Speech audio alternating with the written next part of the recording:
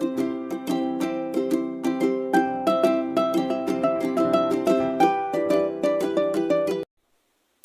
hello, welcome to my channel. So today we are going to be talking about seizures. Then in terms of definition, seizures can be defined as paroxysmal excessive discharge of neurons or electrical impulses. So that's the end of the definition. Then in terms of etiology or the causes, they can be remembered by the mnemonic vitamin D and E. Okay, then vitamin D and E, we have V for the vascular causes, which include acute ischemic strokes, subarachnoid hemorrhage, hypertensive encephalopathy, anoxic brain injury. Okay. Then for infectious causes, we can have meningitis, encephalitis, and cerebral abscess. Then for trauma, we can have epidural hematoma, subdural hematoma as the trauma causes, even a traumatic brain injury. Okay. Then autoimmune diseases can have a systemic lupus erythematosus, which may end up causing an autoimmune encephalitis. Then for metabolic causes, you can have, if you're talking about blood-related deficiencies, you can have, or blood-related metabolic causes, you can have thiamine deficiency, hypoglycemia, and remember hyper and hypoglycemia may cause, but hypoglycemia is one which is more likely to cause or which is more common. So same with hyponatremia and hyponatremia. Hyponatremia is one which is more common. So even hypomagnesemia might cause. Then if you go to the kidneys, so in the kidneys you can find that an increase in urea levels and also an increase in waste products may cause seizures as a metabolic cause. Then if you go to the liver, an increase in ammonia may cause seizures as well. Then in terms of the thyroid, T3, T4, which is T3 is triiodothyronine and T4 is thyroxine. Those are thyroid hormones. They may cause seizures if they were to increase. Okay. Then idiopathic causes, we can have one. So one idiopathic causes, meaning the cause is not necessarily unknown. The cause is unknown. Then idiopathic causes, one is the epilepsy.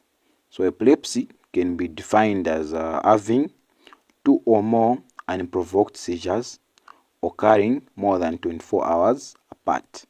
So 2 or more unprovoked seizures occurring more than 24 hours apart. Or you can even just use the full definition for seizures, but just put that they are occurring more than 24 hours apart. That's one.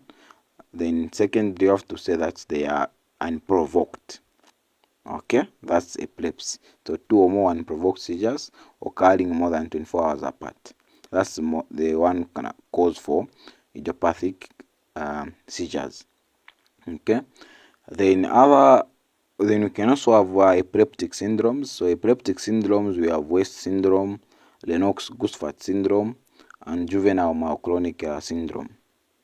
Then neoplasms, we can have a glioblastoma multiforme or a meningioma. Okay, then for drugs, we can have opioids. So opioids such as tramadol and meperidine, those are opioids. Then we can have T for tricyclic antidepressants. Then I, we can have isoniazid.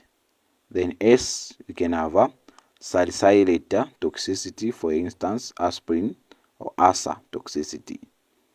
Okay, so those are opioids, tricyclic antidepressants, isoniazid, and salicylate toxicity. Then we have, so if you are to remember the first ones, so the first ones usually make OTIS.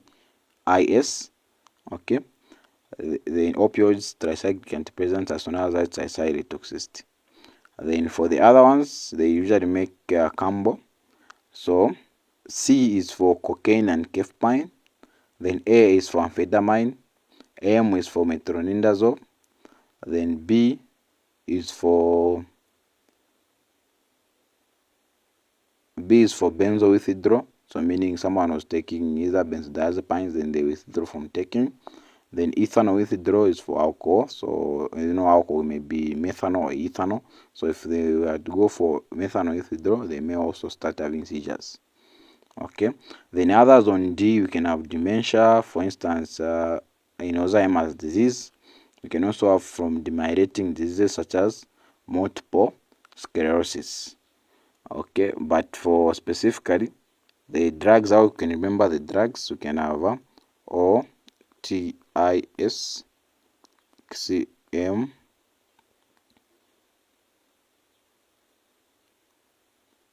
P,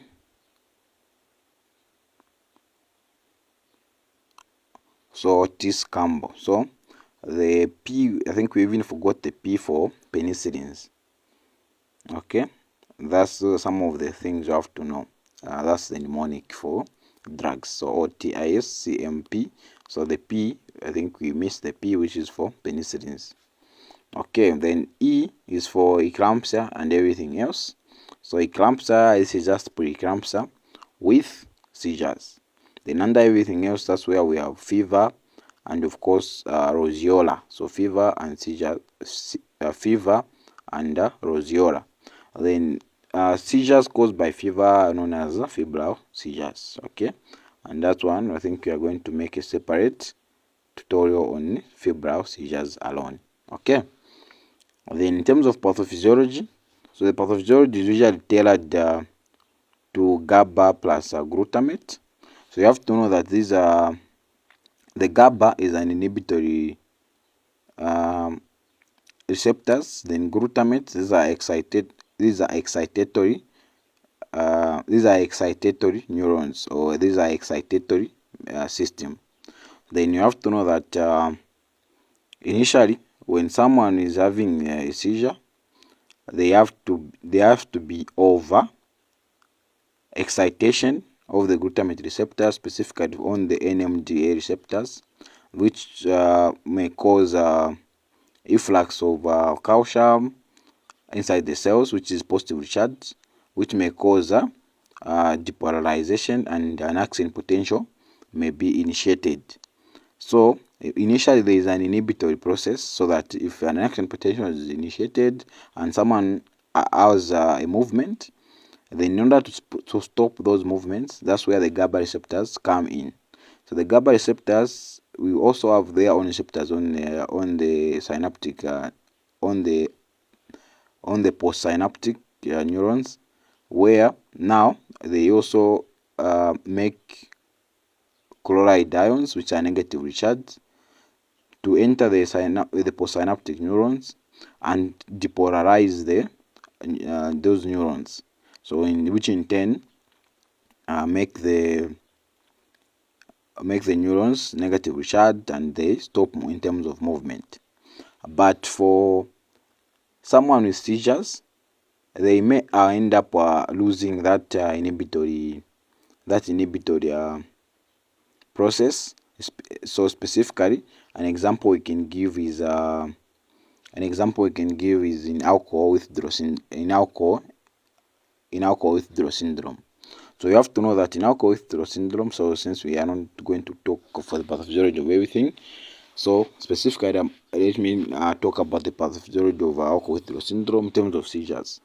So alcohol, when someone is taking alcohol, usually they stimulate the GABA receptors and inhibits the glutamate receptor. So the excitatory neurons are inhibited. Then alcohol has a relaxing effect on the alcohol. When it stimulates the GABA receptors, it gives someone the relaxing effect on the entire parts of the brain. So someone usually become more relaxed. Okay. Then in terms of excitation, that system is usually down-regulated. Okay. So when someone is taking alcohol for a long period of time, the brain or the body will try to compensate for that increase in GABA and that down-regulation of glutamate. So it will naturally downregulate GABA receptors or upregulate glutamate receptors, so that when someone takes alcohol, at least the effect will come at least to somewhere normal levels. Okay. But when this goes on for a long period of time, then the GABA will be downregulated by the body, and the glutamate will be upregulated by the body, and someone will need alcohol in order to bring back these two to close to normal ranges. Okay, but in alcohol withdrawal syndrome, when someone stops taking alcohol, this is going to fail because the body will continue to downgrade the GABA receptors and upregulate with the glutamate receptors. And according to what we said in the beginning, we said when glutamate receptors are upregulated or they are overfunctioning, then there will be an efflux of calcium ions, hence causing depolarization of postsynaptic neurons, and that will bring about the excessive discharge of neurons, hence seizures are going to come in. Okay, so that's basically it. So that is tailored to the ethanol withdrawal cause, but because the causes are a lot, and you have to know that if with other drugs, so other drugs just lowers the seizure threshold. Then eclampsia is also different in terms of causing seizures. Fevers also the same. So it's not necessarily a specific pathophysiology. Okay, but that's one it was tailored more on the alcohol withdrawal. Okay, then in classification we can have focal and generalized seizures. Then under focal seizures we can have motor focal, sensory focal, and autonomic nervous system plus psychological effects. Then you can have focal seizures with or without impairment. Then you can have focal seizures with secondary generalization. Then for focal motor seizures, we can have someone where they have atonic, myoclonic, and clonic and Jacksonian match. So atonic, from the name atonic, so meaning there's literally no contractions in the muscles, so someone usually just falls. Remember, for you to stand and to do the activities that you are doing now, you need muscles to contract. But in atonic seizures, usually there is literally no contraction, and someone just falls. Okay. Then clonic, this is where we have contractions and there is movement Then for myoclonic is also where we have movement, contractions of muscles, and there is movement of upper limbs. Then Jacksonian match, this is when someone is having a seizure quite alright, but the movement of the seizure is usually started from the hands, then it went to the forearm, then after the forearm it went to the arm, then the rest of the body. So that it's known as a Jacksonian match. Okay, so the seizure starts from the hands, then forearm, then arm, then the body. Then you can have sensory seizures under focal. So remember what we mean by focal seizures. So I even forgot about mentioning what we mean by focal seizures. Okay, so focal seizures just affect one part of the brain. So meaning we have the right hemisphere and the left hemisphere. So if the seizure is affecting the right side, so if it's affecting the frontal lobe, then the symptoms will be tailored or will be different depending on where the seizure has affected. Okay, so if it's affecting the frontal lobe, that's why we are calling them focal, because the seizure is affecting one part of the brain, and there is a specific part of the brain that it is affecting, and even the symptoms will be depending on the part of the brain which is affected. Okay, so if it's affecting the temporal lobe, then of course the frontal lobe, then that's where now the motor usually is going to come in. Okay, then sensory. So if it's affecting the sensory parts, then someone may have strange smells, deja vu, and whatnot. So the senses of the body, the senses will be the one which will be affected, not necessarily the movements. Okay, the autonomic system and the psychological system. So someone may become depressed all of a sudden. Okay, then focal seizures with or without impairment. Then you can have focal seizures with secondary generalization, where the focal seizure, meaning it was affecting certain part of the brain, and the electrical impulses did not necessarily leave that part of the brain. But with focal seizures with secondary generalization, usually there is a certain part of the brain known as the corpus callosum, So that part of the brain in focal seizures, if the electrical impulses were to come in contact with the corpus callosum, it's able to transmit those electrical impulses. So if the seizure was on the right side, right hemisphere, so the corpus callosum can transmit the electrical impulses and take them to the left hemisphere as well. So someone end up having a generalized seizure. So initially it was a focal seizure, then eventually it became a generalized seizure. Okay, so it's known as focal seizure with secondary generalization. Okay, then we have generalized seizures, where we have generalized motor. So under generalized motor, we can have the same atonic, myoclonic, and clonic, and of course tonic. But we have the most common, which is known as tonic-clonic seizures or grand mal seizures. So tonic-clonic seizures also may be accompanied by a cry, scream, tongue biting, oral secretions, upward gaze, fecal or urinary incontinence. So those are some of the things tonic-clonic seizures may be accompanied by. Then we have generalized non-motor. So an example of a generalized non-motor is an absence seizure, which is also known as a petit mal seizure. That's all in the generalized seizure. Then you have to know that generalized, we are calling them generalized because the parts of the brain which it is affecting the entire brain. So meaning the left hemisphere is affected, the right hemisphere is affected.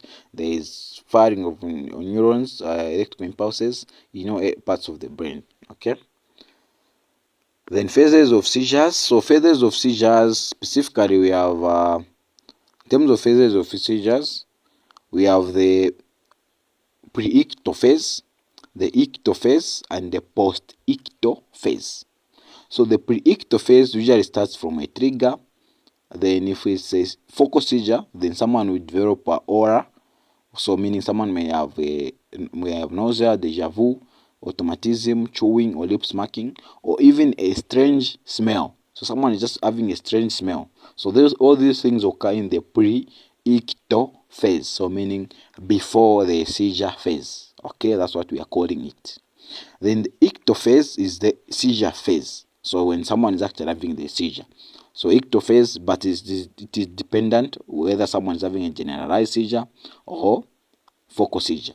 And you have to know that aura is not usually found in generalized seizure. So meaning the entire part of the brain is affected. So usually someone can't necessarily have a warning sign which are known as auras. No. So someone just end up going to after the trigger, after the trigger, then they go into ictal phase. Okay, but the pre-ictal phase, in terms of focal seizures, they end up having aura, which is just warning signs. So they may develop nausea, deja vu, automatism, lip smacking, or even chewing. So then the ictal phase, generalized or focal, depending on how they are moving. Okay, or depending on which part of the brain is affected. So we are now done with we started with the pre-ictal phase, and we are done with the ictal phase. So now for the post-ictal phase. So post-ictal phase just depends on if you are dealing with a focal seizure with impairment, so meaning a focal seizure may result into impairment, or a focal seizure may result into secondary a focal seizure may result into a secondary generalization. So meaning someone is having a focal seizure, then they go into a generalized seizure. Or if someone was having a generalized seizure already, they may have another generalized seizure. That's a post-ictal phase. But if they were at all stopped having seizures, then of course they may come out confused or tired. Okay, and if they are the focal seizure with impairment, they may develop towards paralysis. That's the thing you have to know about seizures and the phases of seizures. Then diagnosis. So diagnosis usually, of course, just with the history of seizures, you have to know that someone has a seizure disorder. But you have to be careful. You have to ask them, is it a first-time seizure? If it is a first-time seizure, you have to investigate for vitamin D and E. Okay, so V vascular causes, of course, our CT scan, MRI. Okay, then I is for infectious cause, meningitis, encephalitis, cerebral abscess, of course, CT scan, MRI. Then for meningitis, can do other tests depending on the causative organism. So if it was blood culture, if it was able to show, you can also do it. Okay, then for trauma, of course, again, can do, just depending on what we're dealing with, can do CT scan, MRI. And then autoimmune diseases such as you can do autoimmune antibodies screening. Okay, then metabolic causes, you can do your random blood sugar for hypoglycemia or hyperglycemia. You can do your electrolyte levels. You can check for the serum sodium levels. Okay, and then for idiopathic, of course, this is what I have now, epilepsy, which we are going to talk about in the next thing about the diagnosis. And then for neoplasms, of course, the same. And then drugs, can do your toxicology. And then eclampsia, and everything else, the fevers, can do a temperature check. Okay, that's how you investigate the vitamin D and E. Okay, so that's when someone is having a first time seizure, just investigate for the vitamin D and E. But if it is epilepsy, then you have to assess the adequacy of the antiepileptic drugs. And then after you assess the adequacy of the antiepileptic drugs, you have to see if they are having a reduced levels of antiepileptic drug level, or if they have stopped taking. If it is reduced or they have stopped taking, you can just increase it, or you make them start again, or you can ask why they stopped. If it was maybe due to it not working, but if it was working and then just stopped, you can just repeat it once again. Okay, but if it is a low dose, you can increase it to a normal dose. If they are just stopped, then you have to start it again. Okay, but if you are dealing with someone who is epileptic and they are on antiepileptic drugs and they are actually taking the dosage, so again you have to assess the level of the antiepileptic drug. If it is underdosed, then you have to again increase it to the normal dose.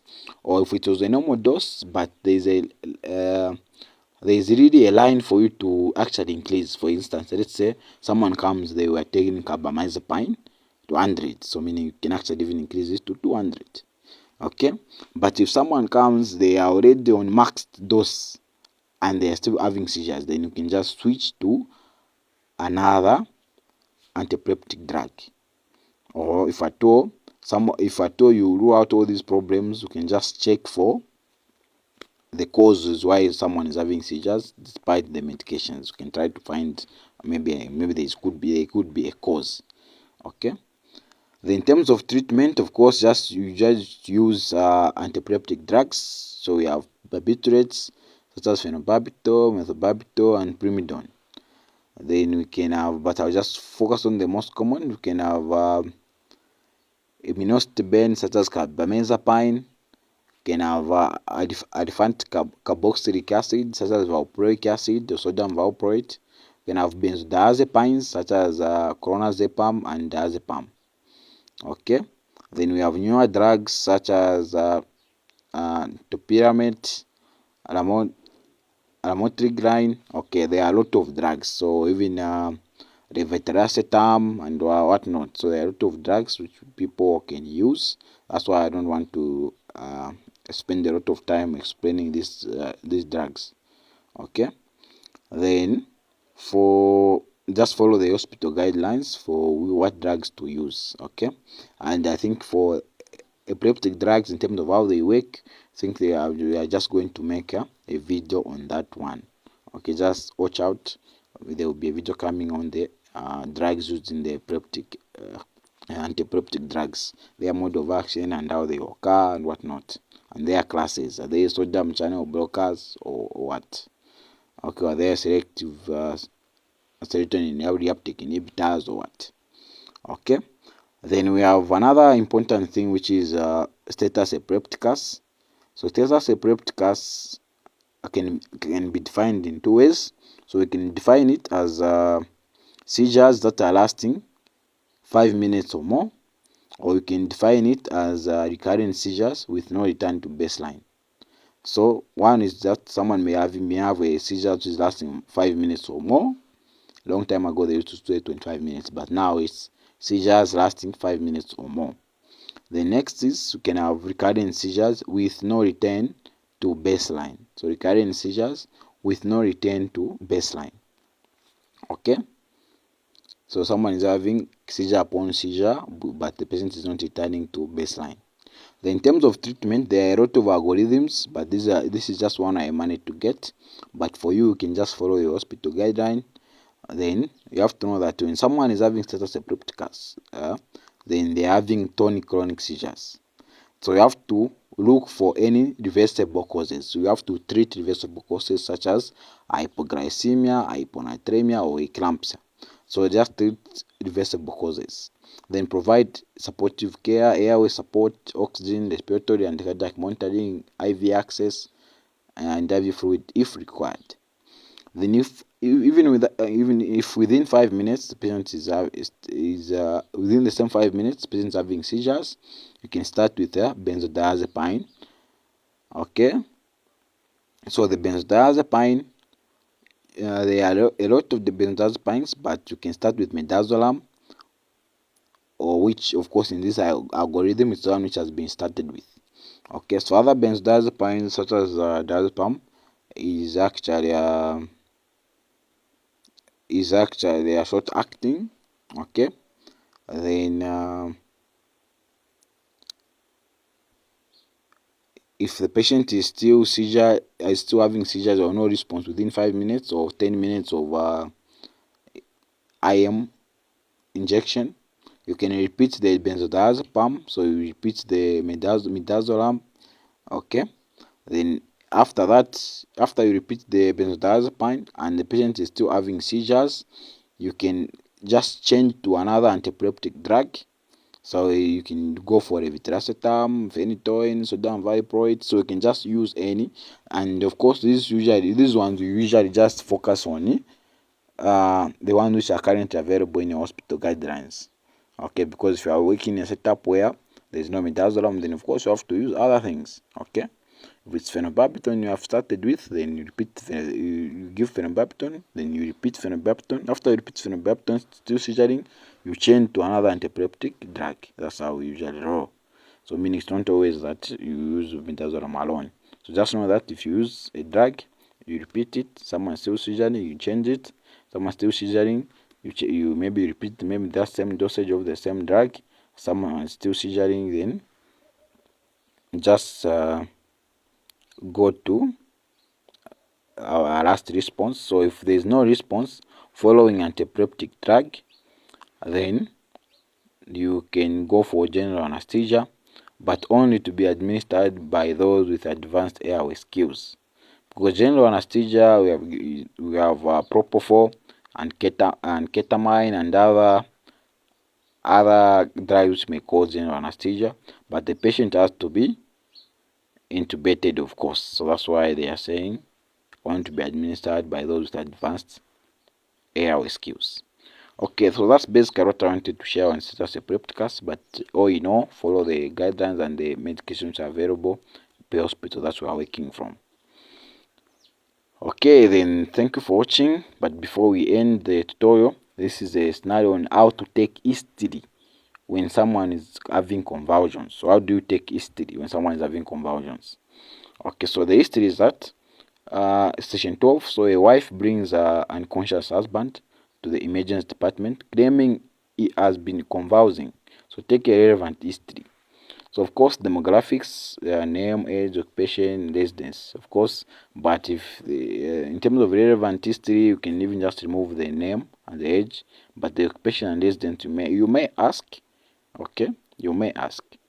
Okay, then ask the wife how she described the convulsion. Was it part of the body or the whole body?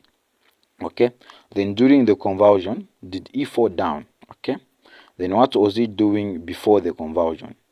Then did the husband mention having experienced any odd visions, tastes, or smell before the convulsion episode? We are trying to know if they had any aura. Okay. Then what did he do during the convulsion? This is the ectophase we're asking about. Then did the husband lose consciousness after this convulsion? Did the husband experience fecal or urinary incontinence? Were there any tongue biting, any scream which were made? Okay, that's what we are actually looking at. Then did the husband have any memory impairment after the seizure? Was there any recent injury or trauma?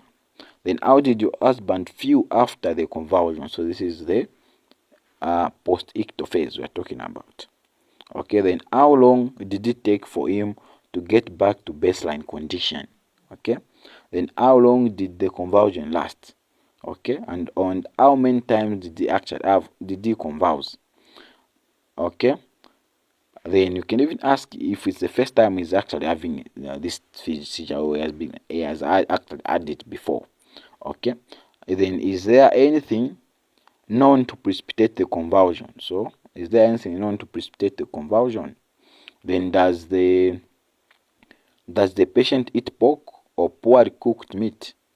Okay, is there any history of fainting, blackouts, or seizures? That's why I said you have to ask if there is any history of seizures again. Okay, history of fainting or blackouts. Ask the husband or family members if they have. So we are now done on history of presenting complaint and review of systems. We are now on past medical history. So we are now asking the husband. You're asking if the husband or family members have history of diabetes mellitus, hypertension, epilepsy, TB, and HIV, and you have to ask if the patient has had a similar illness before or any recent illnesses. So such, let's say in our setup, maybe you can ask if someone actually had malaria recently, okay, or had any injury before. Okay, then did the husband complain of any other symptoms that day or recently before the convulsion? So maybe they had fever, headache, nausea, vomiting, dizziness, etc. Then after that, ask if there was any presence of warning symptoms, or was there a warning sign? Okay, then is the patient on any medications? Then if yes, what kind? So is it drug history? So does the patient drink? If yes, what kind of alcohol and how much? Okay, and if they say they stopped, you have to ask. Okay, you are saying the patient has stopped. Let's say in my experience, find that when you ask someone if they drink, they would feel that no, I don't drink. So I usually ask further to say, when did you stop? Unless they say they have never taken before, that's when we actually consider them they have never taken. But if they say I don't drink, you ask them when did you take, then be like 5 days ago. So then you're, oh, okay, so 5 days ago you stopped, then now you're having seizures. Then at least you can connect something. Okay, then does the patient smoke? Then if yes, what kind and how much? Then ask the wife if they have anything else to tell you. Okay, otherwise that's the end of the tutorial. Thank you for watching, and if you haven't subscribed, please subscribe and hit the bell notification, and see you on the next tutorial. And please make sure to check out other videos on the channel and give us a like button. Okay, thank you.